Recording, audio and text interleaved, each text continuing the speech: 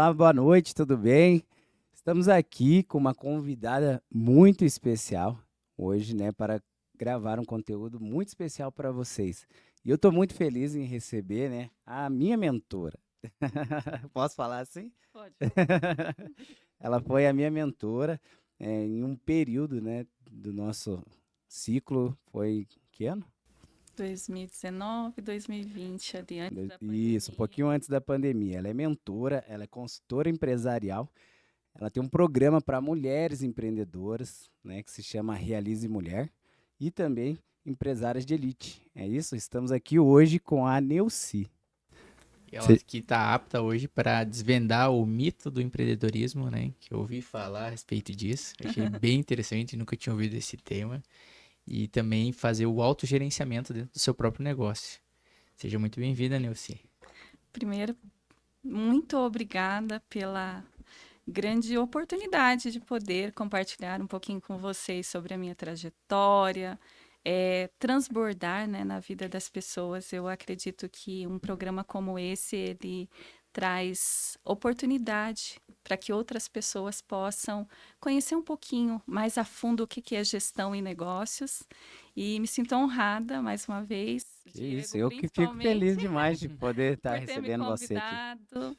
Nós tivemos lá a nossa trajetória em 2019. Eu sei que foi uma virada de chave. Muito grande, Eu lembro que inclusive. você era muito apegado à cadeira do operacional. Demais. Então, se tem alguns clientes que eu tenho orgulho, e você é um deles.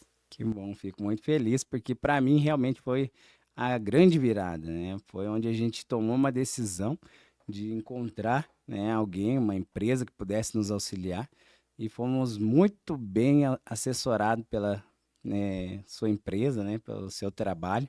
E isso transformou realmente o nosso negócio. Eu consegui, né, sair do operacional e realmente ver o meu negócio rodando sem eu estar dentro. E essa realmente é uma das grandes dificuldades da maioria dos pequenos empreendedores, não é mesmo? É verdade. E, Érica, eu quero te agradecer também. Estamos nos Obrigado. conhecendo, né? Eu acredito que você tem uma história linda para nos contar também. Com certeza. Vamos nos conectar mais vezes e eu estou aqui para somar. E você comentou sobre trajetória, a gente queria ouvir um pouquinho da sua trajetória, como que você chegou até o empreendedorismo, né, para desenvolver pessoas, desenvolver negócios. Uhum. Eu vim de Bauru, uma cidade mediana com 400 mil habitantes. Eu morei lá toda a minha vida e trabalhei no centro universitário por 11 anos aproximadamente, trabalhando na área de gestão administrativa e financeira. Além disso, tem toda uma jornada acadêmica, né? Tem algumas formações aí na área de MBA, especialização em finanças e controladorias empresariais, contabilidade, economia. E aí eu aprendi que o conhecimento, para mim, ele não tem um valor significativo se não compartilhar com o outro. Então, quando eu cheguei em Curitiba, eu vim com um desafio bem interessante. Na verdade, eu vim para uma transição de carreira, mesmo voltada para o empreendedorismo. Fiquei um ano morando sozinha em Curitiba. Meu esposo ainda continua em Bauru por conta da segurança financeira. E aqui eu comecei a fazer alguns eventos, comecei a trabalhar como consultora empresarial.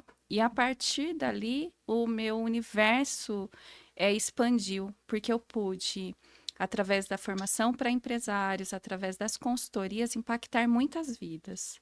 Então, isso é para mim um legado, porque quando a gente transforma um empresário num verdadeiro empreendedor, a minha história não para nele. Ela vai impactar a vida dos funcionários, as gerações que vêm através desse modelo de negócio, os filhos são impactados porque muda a educação, muda a cultura. Então, isso para mim foi bastante significativo. Então, é uma gama aí de fatores que enriquece, né, o empreendedorismo. Eu acredito que você já tenha trabalhado e estado dentro de muitos negócios. Qual foi o que mais impactou você positivamente? Ai, são tantos, né?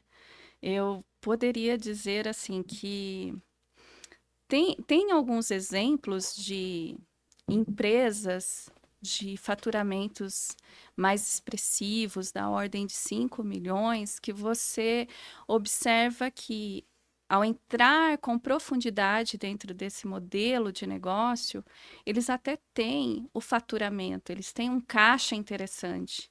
Só que quando você analisa indicadores, você percebe que, às vezes, a lucratividade não é tão interessante. Ou seja, você está trabalhando sem ver o real valor do seu trabalho.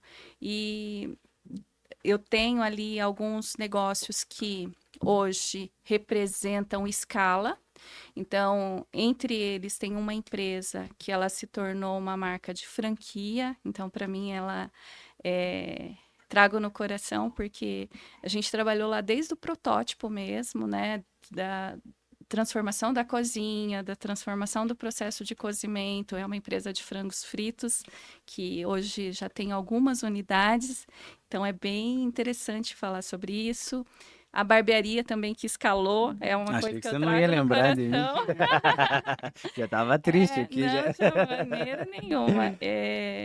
Eu falo muito pro meu marido, do Diego. Eu falo assim, se tem um cara que é referência para mim, é o Diego mesmo, porque ele foi lá, ele com muito apego pelo operacional, ele conseguiu virar essa chave, porque isso que é importante, essa virada de chave para você desapegar do operacional e saber que é possível treinar pessoas para sentar na cadeira estratégica e de lá conduzir o seu negócio com maestria, né? Como uma verdadeira orquestra, porque é isso que você faz lá. Então, tenho Eu muito orgulho. confesso que eu fiquei com muito medo.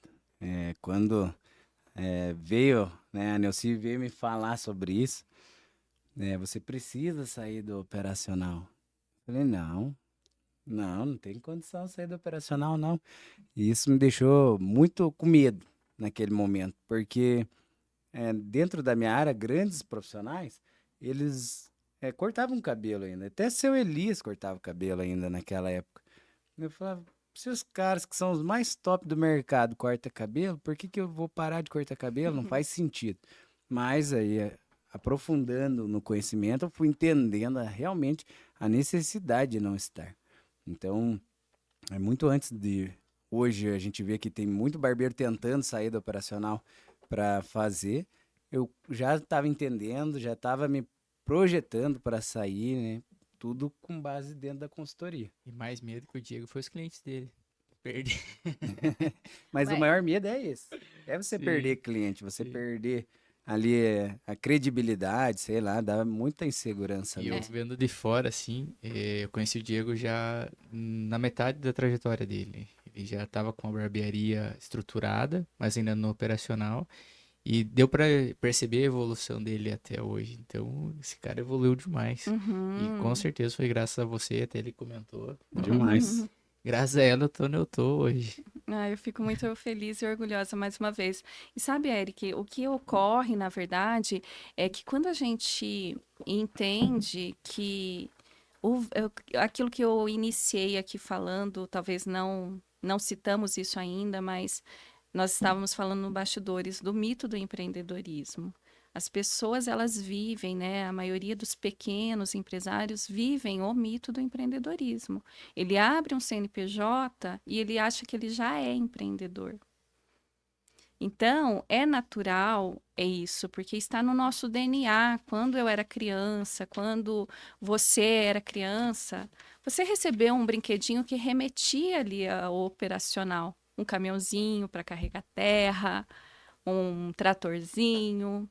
Até quem recebeu um como que chama mesmo aquele de médico? Eu sempre esqueço o nome disso. Ah, sim. Eu Pra ouvir sei o também. coração, Para né? ouvir o Eu coração. esqueci. Então, eu gosto muito de dar esse exemplo, porque o médico, ele aprendeu a ser médico e não dono de uma clínica ou ser dono de um hospital.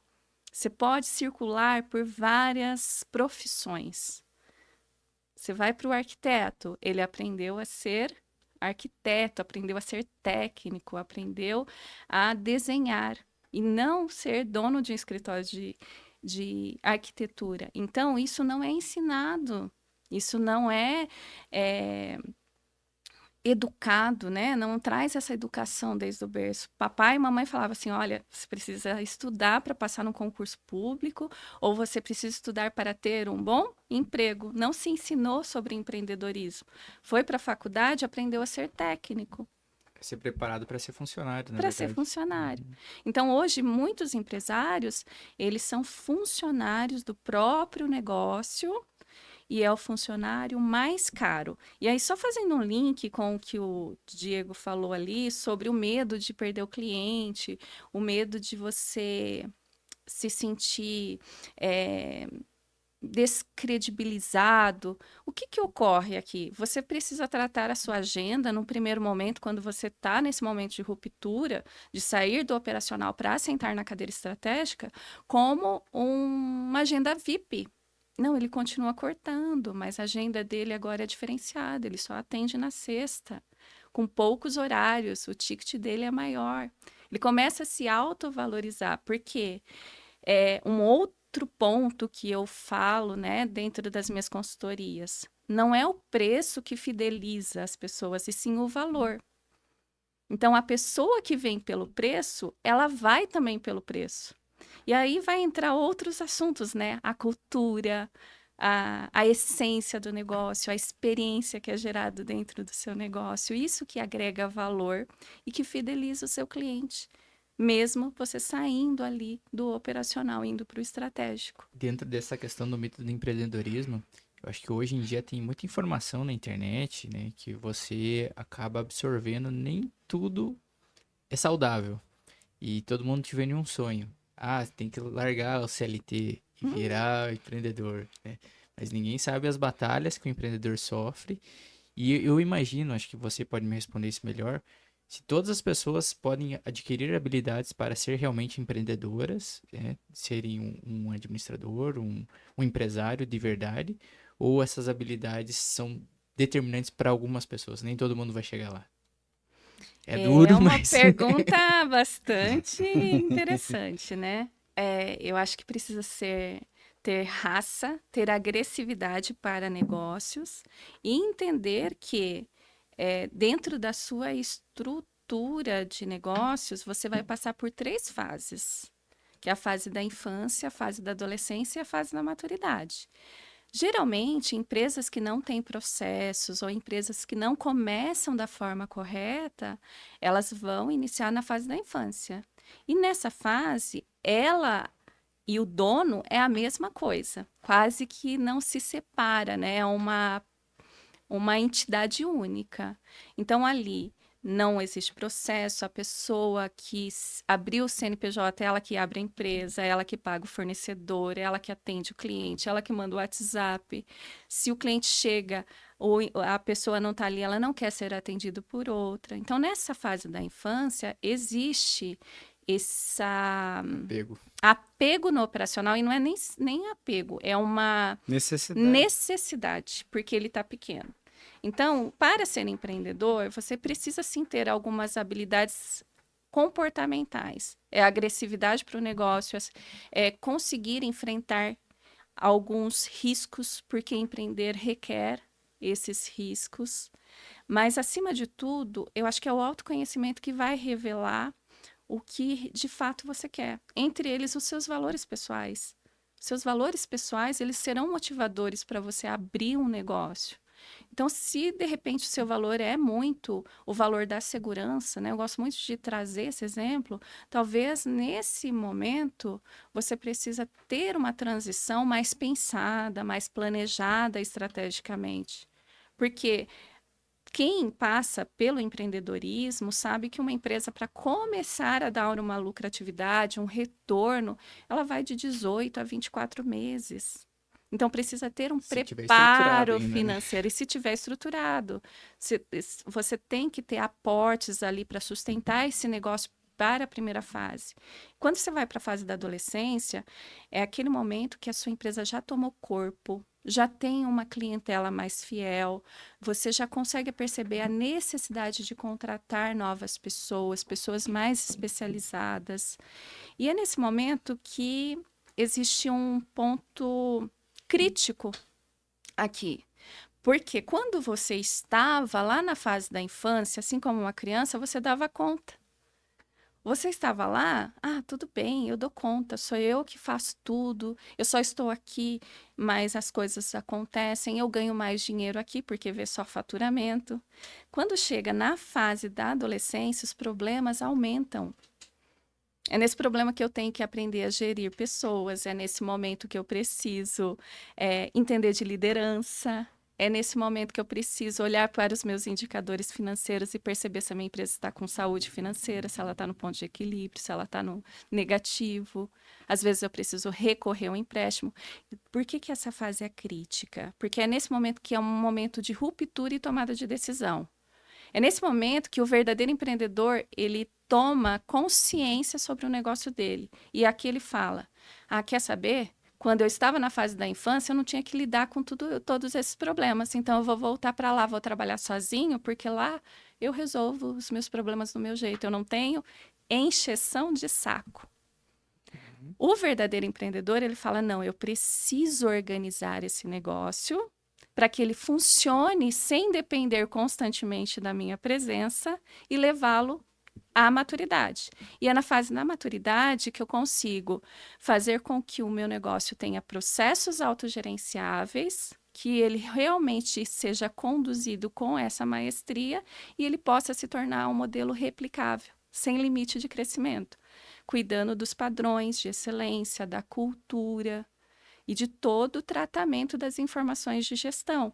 Porque falar de gestão não é apenas delargar, né? Eu tenho que delegar, e delegar requer processos. Eu acho que é um pouquinho disso aí que a gente vai caminhando. Passa um filme aqui na minha cabeça, ouvir a Nelci falando tudo isso. Muito legal, porque a gente construiu isso, né? Então, nossa, muito legal de lembrar de toda essa etapa que foi vivida até aqui, né? E eu até consumia muito, agora menos o conteúdo do Marcelo Germano, que também fala Sim, da muito empresa sobre autogerenciável. o EAG. E isso eu gostava demais, assim, porque eu ficava na academia ouvindo ali, o tempo todo ouvindo sobre esse assunto para ver se validava, se entrava mesmo na minha mente, porque eu tinha também muita essa dificuldade, né? Sendo eh, ali no organograma da empresa, né? Todas as caixinhas do organograma, Ocupando todas. tá tudo na minha mão. Então, isso dali, até você começar a liberar espaço para outras pessoas, realmente é um desafio muito grande. É isso mesmo. Até hoje eu vi uma frase que você começa a crescer quando outras pessoas começam a resolver seus problemas. Que é a questão da delegação, né? Quando você delega para alguém resolver, você chega lá e já tá certo, já tá resolvido, né? Não, e o fato de delegar é você transferir a responsabilidade a alguém. Só que esse cuidado em delegar e não delargar faz toda a diferença. Porque eu posso contratar um belo de um gerente e falar, tô com esses problemas aqui, vai lá e resolve. Só que eu não estou estrategicamente olhando para o que ele está fazendo. Não estou observando se ele está comprometido com o mapa estratégico desenhado para a empresa, com a experiência que eu quero gerar. E, de repente, quando você começa a enxergar alguns problemas, você vai observar que foi uma gerência sem uma delegação eficiente que fez com que o seu negócio começasse a desandar. E aí, precisa correr atrás para colocar isso em ordem também. E como ser assertivo para a contratação de um gerente que esteja adequado com a cultura, com os ideais da empresa? Porque às vezes numa entrevista você consegue identificar algumas coisas, mas não tudo, né? Então eu vejo que tem algumas empresas grandes, até por sinal, que tem uma rotatividade muito grande de gerentes, porque não se adequam ao perfil da empresa ou não é aquilo que o gestor maior esperava. Como ser mais assertivo nesse ponto? Então, primeiro é ter essa clareza da essência interna da empresa, né? De como conduzir a cultura da empresa. E eu digo que são os 3 pilares ali fundamentais: a missão, a visão de futuro e os valores. Começar por entender quais são os valores pessoais desse gerente, para ver se eles estão alinhados e são congruentes com o que você quer para sua empresa. Além das habilidades comportamentais. Existem pessoas que têm talentos naturais para liderança, para coordenação, e existem pessoas que elas desenvolveram através de habilidades. Então, as experiências dela, os ambientes que elas vivenciaram, trouxe para ela a experiência e fez com que elas tivessem novas habilidades. Então, um bom teste de análise comportamental ligado a uma entrevista, onde você capta a essência também daquela pessoa que está do outro lado, ajuda bastante. Mas isso não é tudo. A pessoa precisa imergir no processo interno, na cultura da empresa. E aqui é também um ponto-chave, porque muitas vezes você contrata a pessoa e deixa ela lá o dia todo para ela se inteirar. E o primeiro ponto da integração de um colaborador é você explicar toda essa cultura, o como que você conduz a sua empresa, para onde ela está indo, que esse novo coordenador, esse novo líder, esse novo gerente, ele precisa estar vestindo de fato a camisa da empresa. Sabe, eu já trabalhei em banco e uma coisa que eu acho bem legal e na época eu não entendia porque tinha 18 anos, né? Então, para mim era só uma tarefa que eles estavam passando. Mas é conhecer a história da empresa, porque você começa a se integrar e fazer parte daquilo e sentir as dores que a empresa tem. Então, você entender de onde a empresa veio, onde ela passou e aonde ela chegou, E é onde muito, quer e chegar. aonde quer chegar, é muito importante. É bem isso. Essa integração, ela é fundamental. Porque imagina que você tem um colaborador, Diego, você deve ter passado por isso algumas vezes. Você tem um colaborador que não está muito aí, ou ele não está comprometido com a sua causa, ou de repente ele é aquele colaborador que sempre está insatisfeito com tudo. Chega alguém lá, às vezes nem foi apresentado como gerente, ele começa a passar pelas cadeiras, e alguém fala: ah, gente, a hora que o Diego chegar aqui, acabou as piadas, acabou a brincadeira. Ah, porque pinta isso daí, mas na prática é outra coisa. Aquilo que você deveria falar sobre a sua empresa, as pessoas estão distorcendo. Então, o processo de integração, ele é muito importante.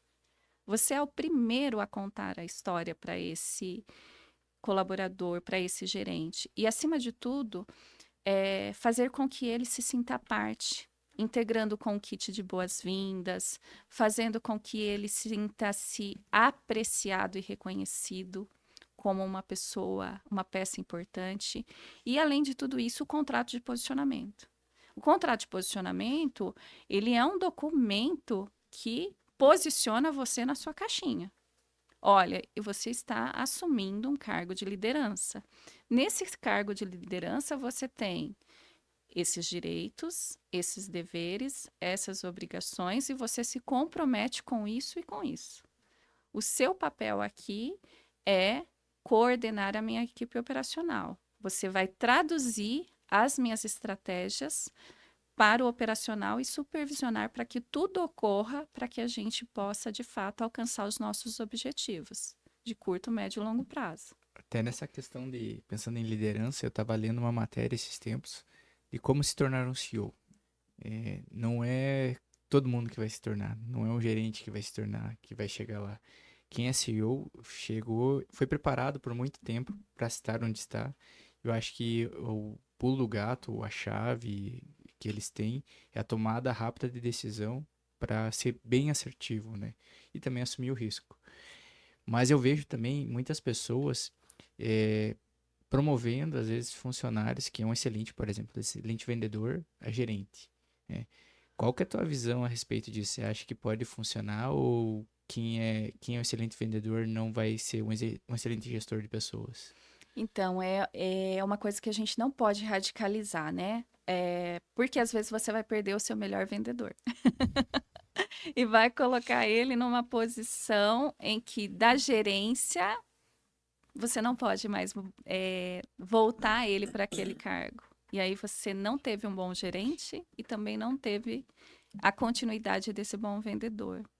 Então, é uma análise mais aprofundada, crítica, entender como ele se comporta, talvez fazer alguns estágios probatórios ali que vai validar aquela sua intenção, não dar uma oportunidade decisiva. Realmente é passar por um período de teste, não precisa ser uma única pessoa. Faz um ciclo rotativo para entender como flui esse período na mão daquela pessoa, para ver se ela tem pulso, se ela tem tino. E um outro ponto, acho que nós estávamos falando ali no bastidores, é que quem está no operacional e está na convivência com os seus pares, será que ele vai, de fato, defender as causas da empresa, né?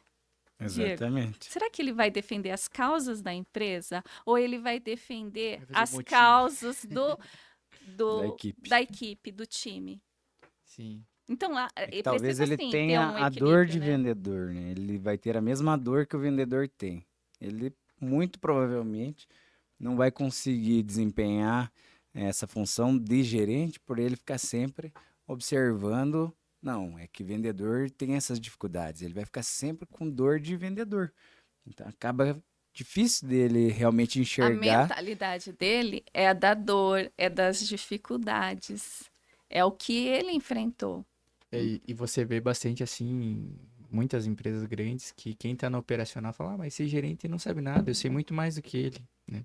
Realmente, às vezes a pessoa sabe muito mais, né, do Uhum. operacional, mas não sabe do gerencial, que é totalmente diferente. E as pessoas não entendem isso, acho que é a mesma coisa, né? É verdade, é verdade. As pessoas, elas têm um olhar, né, para o gerente, para o gestor, é, e, e aqui tem maneiras de liderar, né? Nós temos a liderança por diplomacia, que é você unir a equipe, chamar ela para a causa. Você tem liderança por motivação, você tem liderança ditatorial, liderança dominante, que vai simplesmente impor.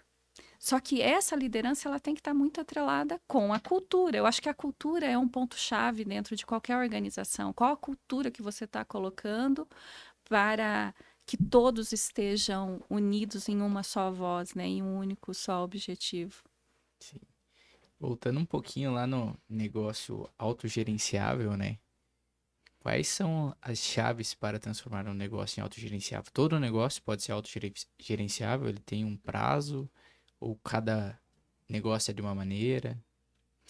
Eu digo assim, Eric, todo negócio ele pode se tornar autogerenciável. Ele vai ter o time para isso acontecer, desde os serviços, desde a prestação de serviços a um comércio.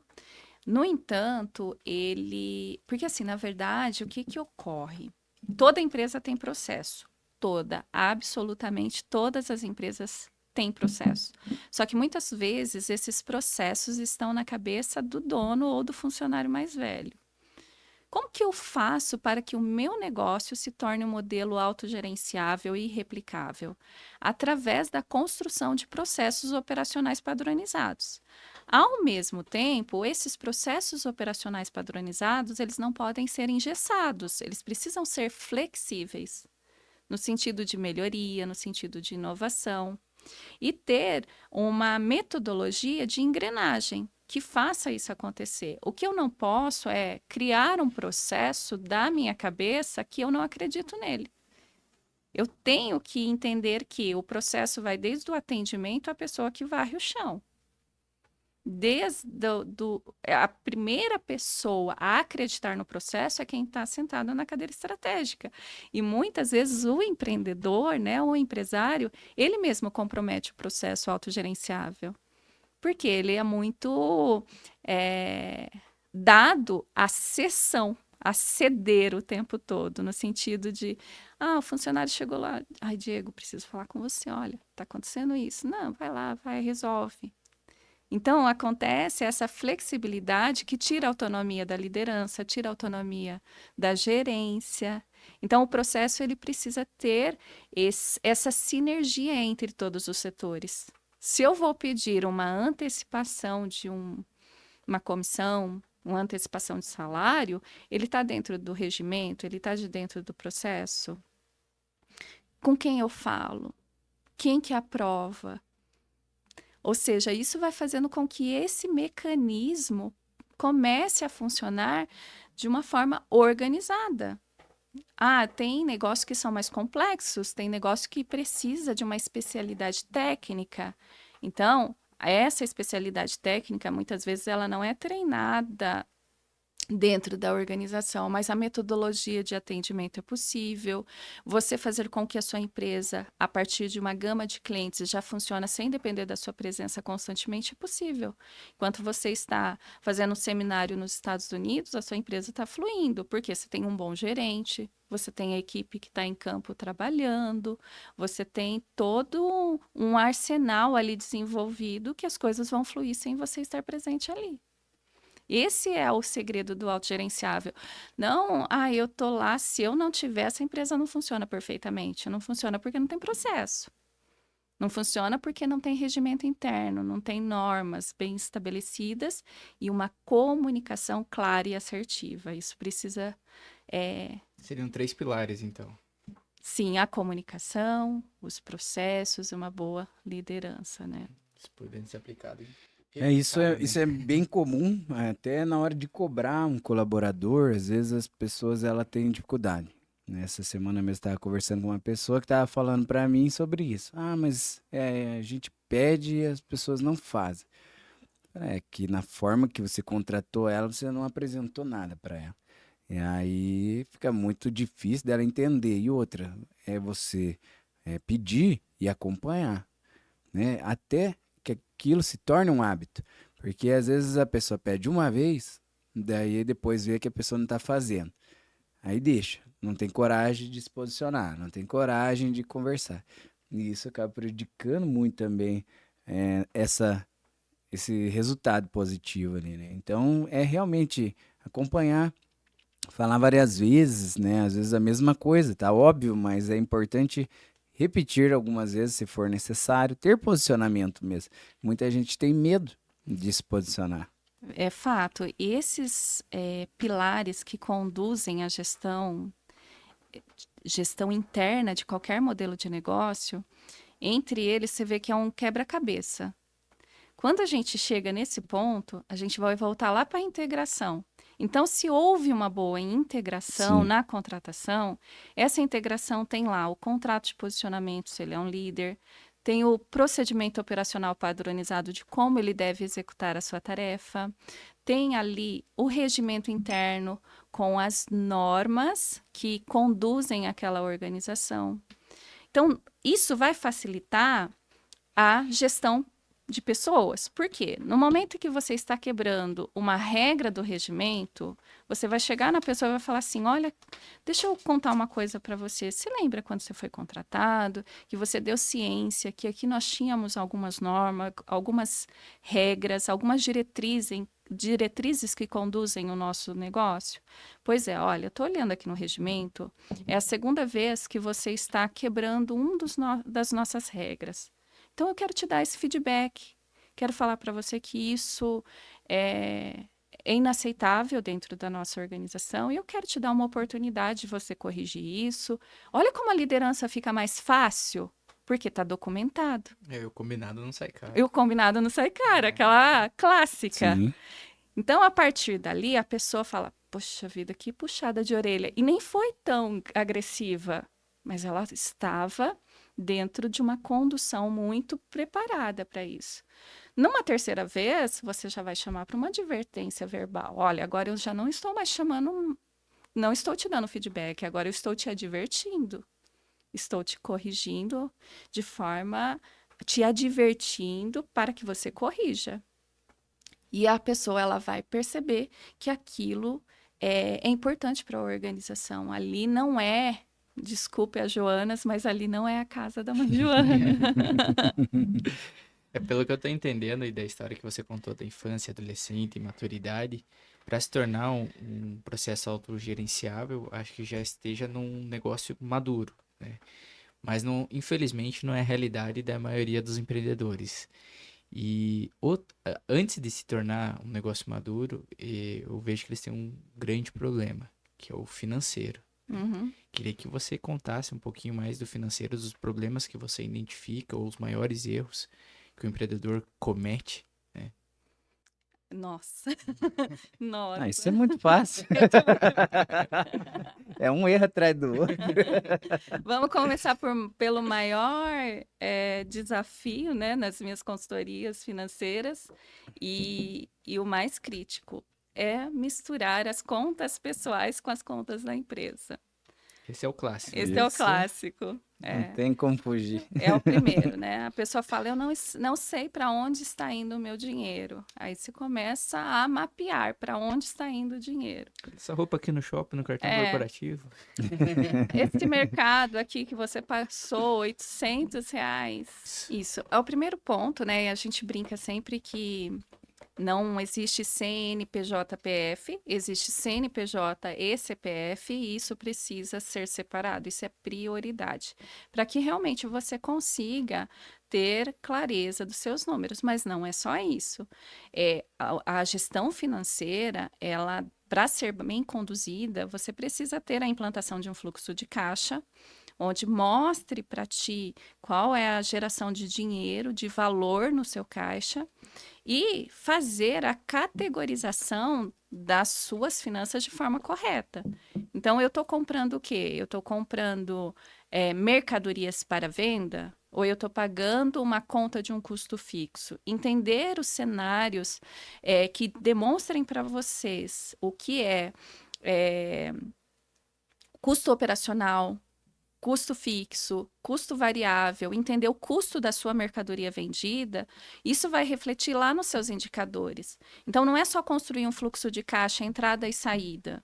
Não, é entender a categoria que cada uma das despesas devem ser lançadas. E a partir dali, ela gerar indicadores de gerenciamento, indicadores que vão demonstrar o resultado de exercícios. Porque, como eu citei para vocês, eu atendo alguns clientes com faturamentos mais expressivos. E aí, de repente, a pessoa está faturando 4, 5, 7 milhões ao ano, e quando você vai avaliar o resultado no final de um exercício de um ano, ela teve ali 5% de lucro. É bastante. É bastante. Mas onde está esse dinheiro? Onde que ele está? Será que esse dinheiro, ele está no caixa da empresa? Será que foi Ele lucro foi para mesmo? investimento? Será que ele foi lucro mesmo? Ou será que ele está no estoque? Então, é você entender onde está o dinheiro. Eu tenho empresas que têm um capital, um ativo no estoque muito alto, mas ele precisa desse ativo para o negócio rodar. Então, qual que é o valuation dessa empresa? O quanto que ela tem de valor? Ao mesmo tempo, eu tenho pequenos negócios que eles têm um bom faturamento e uma margem muito significativa de lucratividade.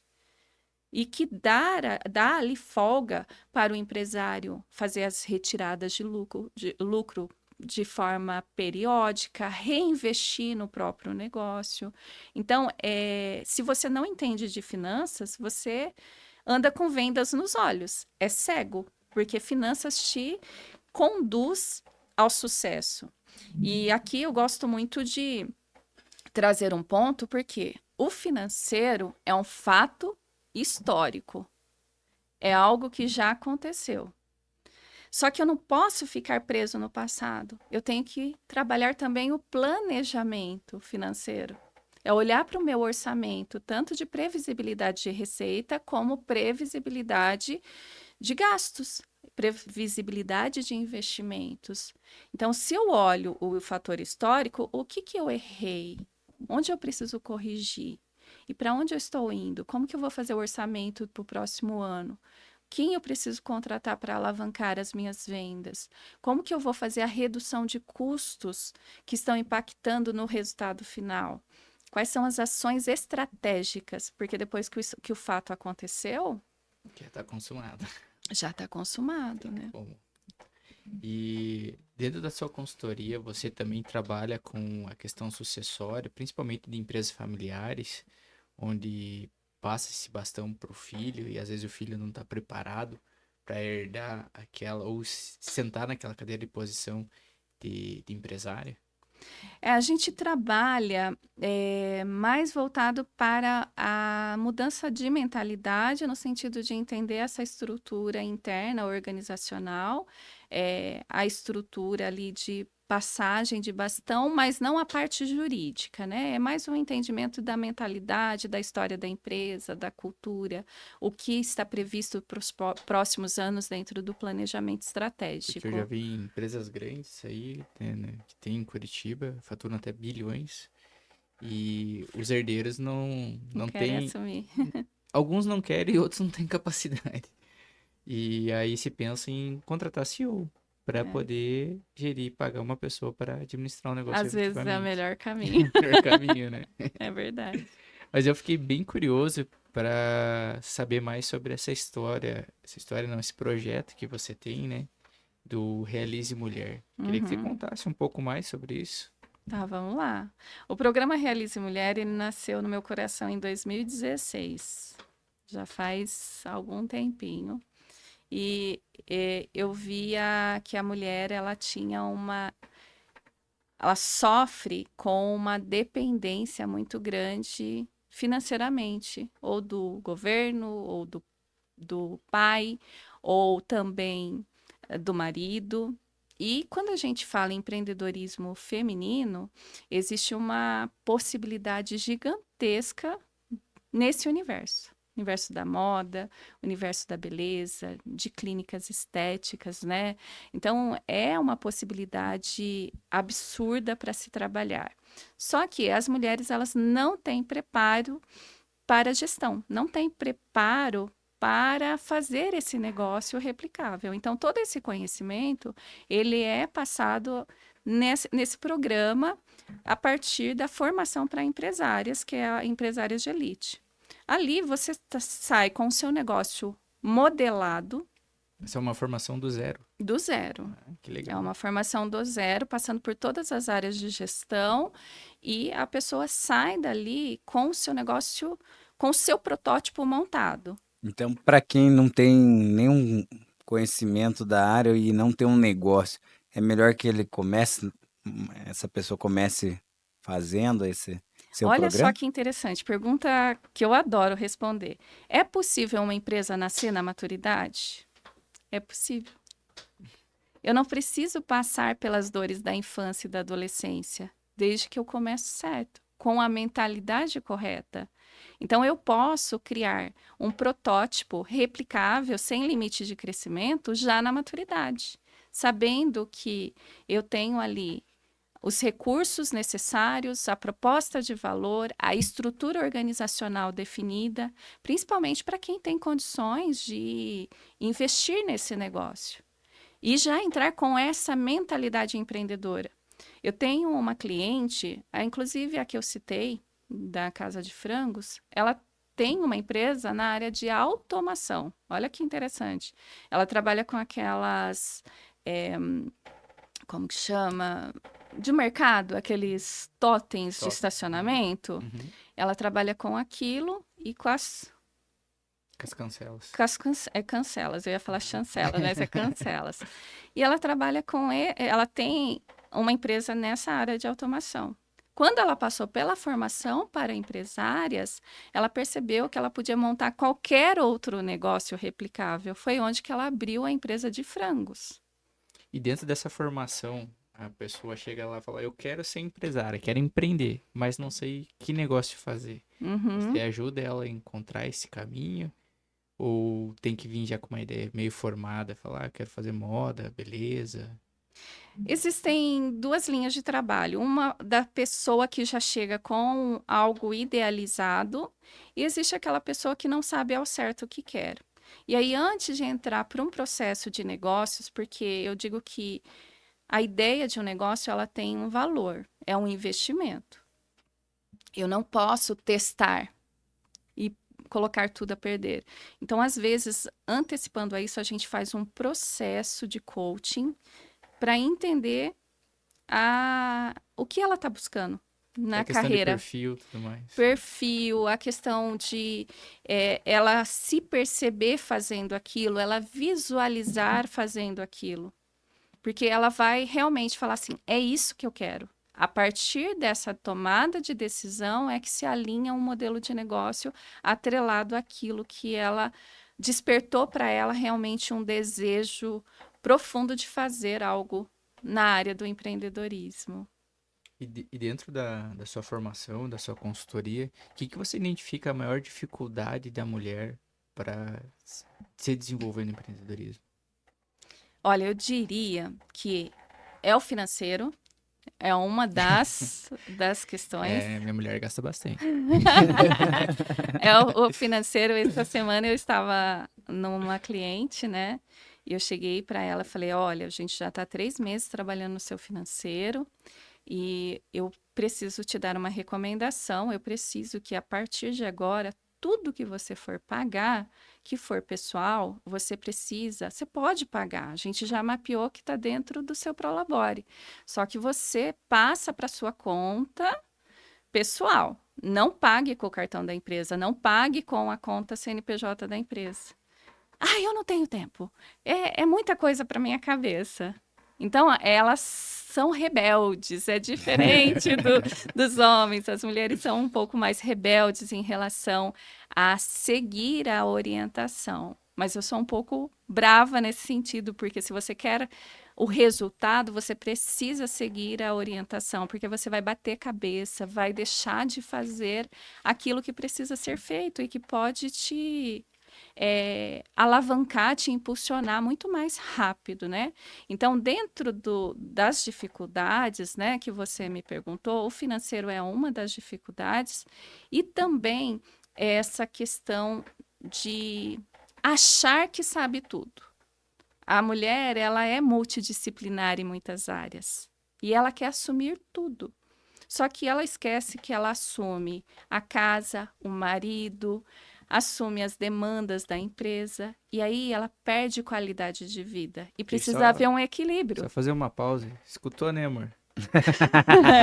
Escutou, né?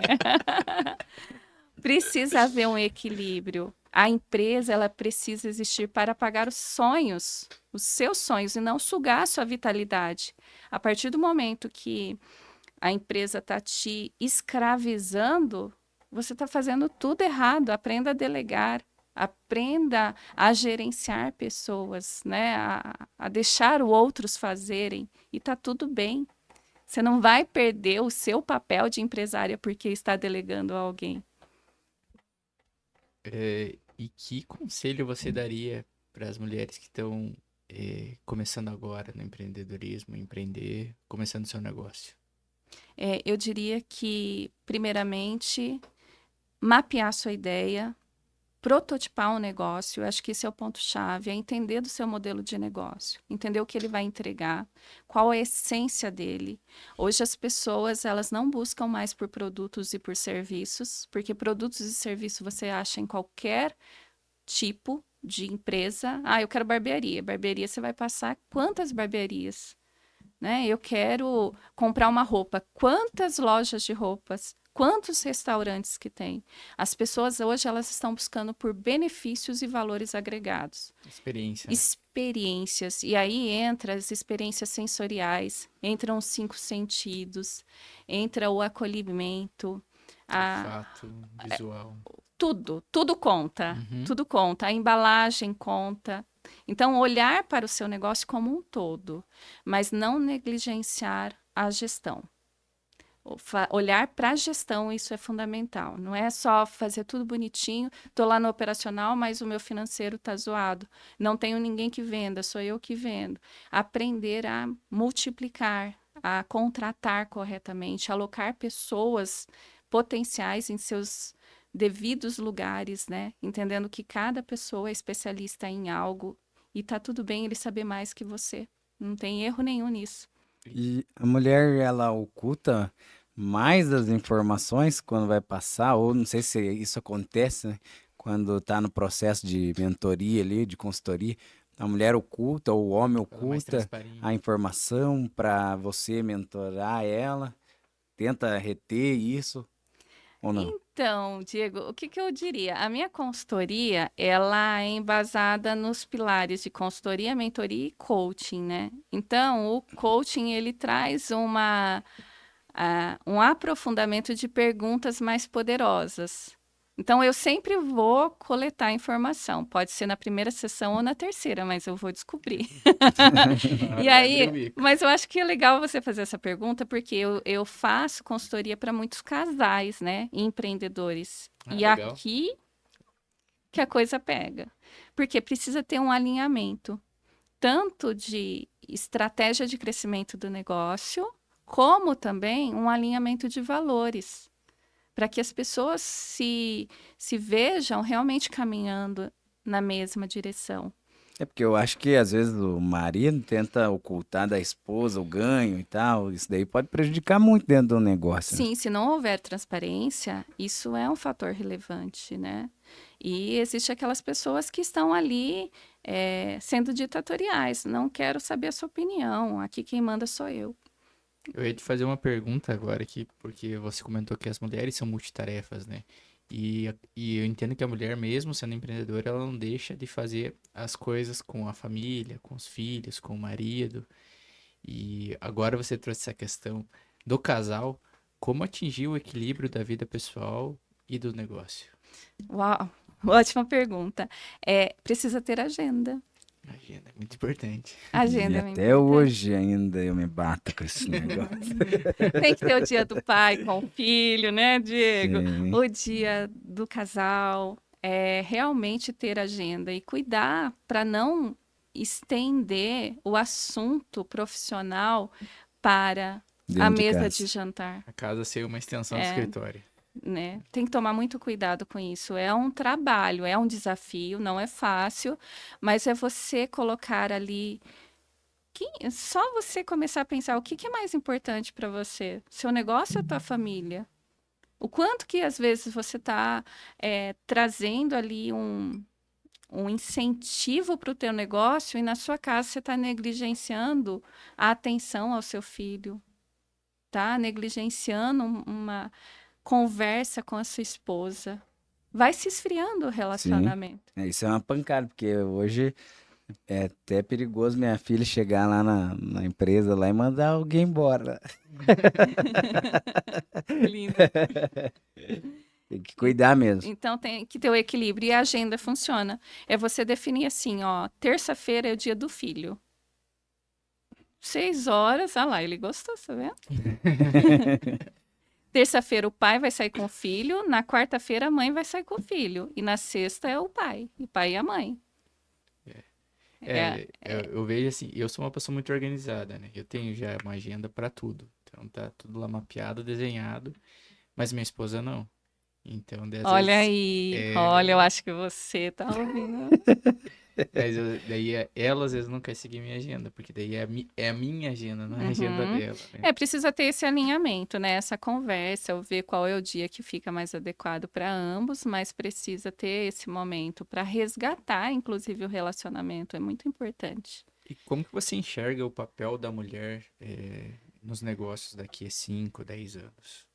Eu vejo que a mulher, ela está se posicionando cada vez mais como empreendedora, mas eu digo que ela está sobrecarregada. Ela precisa encontrar esse equilíbrio, tem que tomar cuidado para ela não se tornar o alfa dentro de casa, porque muitas mulheres estão invertendo papéis, perdendo a feminilidade, perdendo aquele laço maternal que é tão importante na criação dos filhos.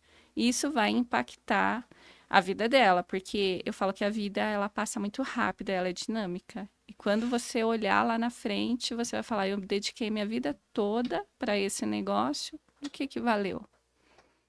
Então, esse equilíbrio, ele é importante. Tudo bem. Então, vamos fazer com que essa empresa esteja organizada para que eu resgate a minha qualidade de vida. Eu não seja a escrava do meu negócio, eu seja de fato, eu não seja eu presa, eu seja a empresária que vai lá, que monta a estratégia, que aplica a estratégia e que faz o negócio fluir sem a minha presença. Se precisar de mim, estou aqui, estou olhando, estou delegando, estou supervisionando, mas eu não sou escrava desse negócio. Eu construí ele para ele andar com as próprias pernas. conversa aqui tá muito boa, já passamos aí 1 hora de conversa e estenderia por muito mais, né? Mas Exatamente. a gente já tá caminhando pro final e o Diego sempre tem uma pergunta muito importante. Eu gosto sempre de perguntar no finalzinho aqui qual seria uma pergunta que talvez a gente deixou de fazer, que seria relevante a gente estar fazendo aqui, que talvez passou despercebido, que seria bacana da gente estar retornando nela aí para você. Eu acho que foi uma conversa bastante produtiva, né? Mas a gente falou de processos de gestão. Tem algo que funciona para todas as empresas, que além dos processos, são as pessoas. Então, eu posso construir processos extraordinários, mas dentro da execução desses processos, eu preciso ter a humanização. Hoje é muito importante a gente cuidar da felicidade das pessoas que estão ao nosso redor, ao nosso envolvido no nosso ambiente. E muito se fala sobre saúde mental, inteligência emocional, e nós estamos sofrendo aí alguns impactos da pandemia, alguns impactos de dores que estão vindo à tona nessa geração por falta de cuidado. Então, eu, como gestor, como gestora, tenho responsabilidade pelas pessoas que estão dentro da minha empresa. Então, esse cuidado com pessoas, pensando na felicidade deles, para mim importa também. Isso aí vai dar um corte bom, hein? É muito legal, né? Porque é um crescimento saudável, né? Quando você cuida de pessoas, você tem um crescimento saudável. Eu busco muito isso dentro do meu ambiente. Fazer com que as pessoas se sintam bem. Afinal, elas passam muitas horas do dia com a gente, dentro da empresa. Mais do que na casa delas, né? Muito mais. Então, é importante que ela esteja feliz aqui agora e não pensando na hora de bater o ponto, na hora de ir embora, né? Processos mais pessoas igual a resultados. Maravilha. Muito bom. Eu fiquei feliz demais com todo esse nosso papo aqui. Realmente voltar, né, em alguns momentos aí bem importantes da minha trajetória. Eu queria só fazer mais uma pergunta, assim, para algumas pessoas, elas querem muito o resultado, só que elas não sei se elas seguem um processo, né, da forma que eu busquei seguir. Quando a gente começou a fazer a consultoria, para mim, foi muito importante naquele momento que eu decidi. Eu falei, não, vou fazer tudo que a Neuci trouxer. As pessoas, elas têm realmente esse perfil, no modo geral, assim, para alcançar o resultado, ou elas são mais resistentes? Não, aqui não vai funcionar, aqui na minha região isso não dá certo, e eu não acredito que isso dá certo, ou que isso funciona. O que você me diz em relação a isso? Então, eu gosto das perguntas, gente, eu acho o máximo. Perguntas boas, poderosas. Mas vamos lá. Desde a pré-seleção para a minha consultoria, a gente já identifica algumas questões que devem ser ponderadas, né? Então, nem a pessoa que passa por uma reunião de alinhamento estratégico, ela estará preparada para o próximo passo. E a primeira questão que eu falo é do comprometimento, e que existe uma via de mão dupla entre a consultoria e a pessoa que vai colocar isso em prática. Então, a minha consultoria, ela abrange a consultoria e a mentoria. A consultoria, eu vou lá e executo junto. A mentoria, eu trago o meu conhecimento somado de grandes empresas que eu já trabalhei, para que você traga a inovação para o teu negócio. Então, tem que haver esse compromisso de você, como gestor, fazer a sua parte. Isso está em contrato. Porque se a pessoa ela negligenciar isso, o resultado não vem. E eu trabalho com garantia de resultado. Então, a partir do momento que a pessoa se compromete, ela tem que entender que o meu papel é de consultora e de mentora e não de secretária. Fazer a tarefa de casa, né? Então, às vezes, eu tenho alguns clientes que começam a pedir coisas como se eu fosse a secretária deles. E eu já deixo alinhado isso na primeira conversa. Você está ciente que eu não sou uma secretária executiva, você está ciente que eu sou uma consultora, que você terá tarefas para ser executado durante a semana, que eu vou te supervisionar, que eu vou te dar assistência, que eu vou te mentorar, que eu vou te dar insights para novas possibilidades, para trazer inovações, mas você precisa fazer a sua parte. Então, deixa esse alinhamento muito definido, porque depois eu puxo a orelha. Eu tenho esse sorriso, mas eu puxo a orelha quando é preciso. E gostaria que você deixasse suas redes sociais, onde as pessoas podem te encontrar, para te contratar também. Podem me chamar Realize Mulher, é o meu Instagram. Gente, eu confesso que eu não sou muito das redes sociais, tá? Mas de vez em quando eu apareço ali nas redes sociais. E também podem me chamar no WhatsApp, que também tem ali na minha bio. E o meu site também está ali, tá? Nas redes sociais. Se você quiser deixar algum recado para os espectadores, a câmera é toda sua. Pessoal, façam de vocês o investimento maior, né? Você é o ativo mais importante. Podem tirar tudo de você, mas o conhecimento ninguém te tira. E tem uma frase que eu levo para minha vida, e ela não é minha, é de Alvin Toffler. E ela diz assim: tenha sua própria estratégia ou fará parte da estratégia de alguém. Então, você está fazendo a sua estratégia? Você está tendo clareza de onde você quer ir? Porque a vida ela é dinâmica, né? Ela é como diz a música de Zeca Pagodinho: deixa a vida me levar, vida leva eu. Mas será que daqui a alguns anos você estará satisfeito com a vida? Como a vida te levou, como a vida te conduziu? Então, o momento é agora para criar a sua própria estratégia. É isso aí. Valeu, pessoal. Muito obrigado se você chegou até aqui. Curta, compartilhe. Valeu, muito obrigado. E muito obrigado pela presença. Eu que agradeço, gente. Obrigada, foi uma honra. Sensacional. Foi maravilhoso mesmo. Eu quero aproveitar, né, e falar para você que é mulher, que tem interesse realmente em fazer um processo de consultoria, mentoria, eu super recomendo. Foi muito importante na minha trajetória. Reforço isso mais uma vez, porque de verdade mudou a minha vida. É óbvio que às vezes a gente deixa de fazer algumas coisas ou prioriza outras, mas para mim foi um melhor investimento que eu fiz na minha caminhada até aqui, sabe? Eu acho que é óbvio que depois já fiz muitos outros investimentos, mas ali foi realmente a minha virada de chave. Então eu recomendo demais, quem quiser procura, vale muito a pena. Sempre falo sobre isso com vários amigos, assim, que às vezes tem empresa e nunca se posicionou em relação a isso. Muita gente está passando dificuldade e precisa de um mentor, precisa de ter pessoas que vai orientar, entende? Então é importante você identificar que sozinho você não vai conseguir. É preciso estar caminhando com pessoas que vão poder te levar para o próximo nível. E agradeço, Neuci, por você ter aceitado esse convite. Eu sabia que ia ser um papo muito legal e que a gente possa ter outros momentos como esse. Agradeço a todos vocês. Não esquece de se inscrever aqui em nosso canal, tá? Para você estar acompanhando mais e mais dos nossos conteúdos. Muito obrigado a todos e até a próxima.